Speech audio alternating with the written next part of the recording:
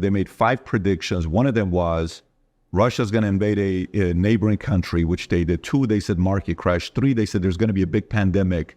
4, they said something about the Tea Party. And 5, they said in 1997, they said civil war. You know, there could be a possibility of a civil war where the two sides can no longer get along and understand each other, where that's going to be the collapse. Not a market correction, a flat-out civil war, where you're going to sit across another guy like, dude, we're never going to agree on what you're saying here. We're living in 2 different countries here. You're in La La Land. That was the prediction they made. And they said the civil war is going to be taking place somewhere between 2008 and 2028.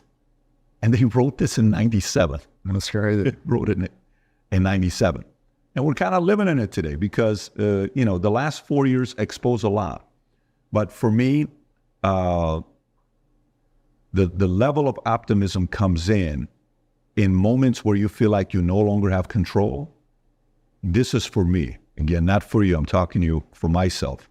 This is when faith plays a role to bring optimism.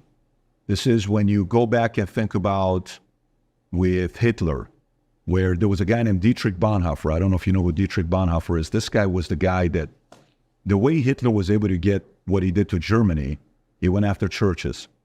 And he feared, if you believe in God, that's the only thing he can't beat.